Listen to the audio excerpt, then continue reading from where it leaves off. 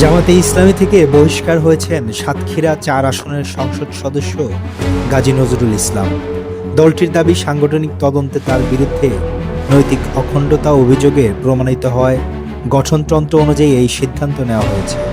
এরপর থেকেই রাজনৈতিক অঙ্গনে আলোচনা শুরু হয়েছে, তিনি কি সংসদ সদস্য পদও হারাবেন। আইন বিশেষজ্ঞদের এক অংশ বলছে, দল থেকে বহিষ্কার হওয়া আর সংসদ সদস্য পদ হারানো এক বিষয় নয়। সংবিধান নির্ধারিত কারণ ছাড়া শুধু দলীয় সিদ্ধান্তের ভিত্তিতে কোনো এমপি পদ স্বয়ংক্রিয়ভাবে বাতিল হয়। পদত্যাগ দলীয় সিদ্ধান্তের বিরুদ্ধে সংসদে ভোট দেওয়া বা আদালতের রায়ে অযোগ্যতা তৈরি হলে তখন সদস্য পদ নিয়ে প্রশ্ন উঠতে পারে। তবে এ বিষয়ে ভিন্ন মত রয়েছে।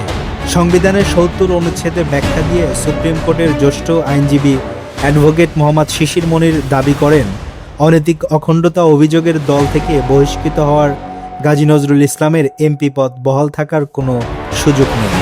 এ বিষয়ে নির্বাচন কমিশনকে আনুষ্ঠানিকভাবে জানানো হবে বলেও তিনি উল্লেখ করেছেন। এদিকে গাজী নজরুল ইসলাম দাবি করেছেন, সামাজিক যোগাযোগের মাধ্যমে ভাইরাল হওয়া ভিডিওতে থাকা তরুণী তার বৈধ দ্বিতীয় স্ত্রী। তার ভাষ্য অনুযায়ী প্রথম স্ত্রীর সম্মতিতেই এ বিয়ে হয়েছে। তবে বিয়ের কাগজপত্র ও নিবন্ধন নিয়ে ওঠা প্রশ্ন এবং ভিডিও ছড়িয়ে পড়ার ঘটনা ঘিরে বিতর্ক এখনও অব্যাহত রয়েছে।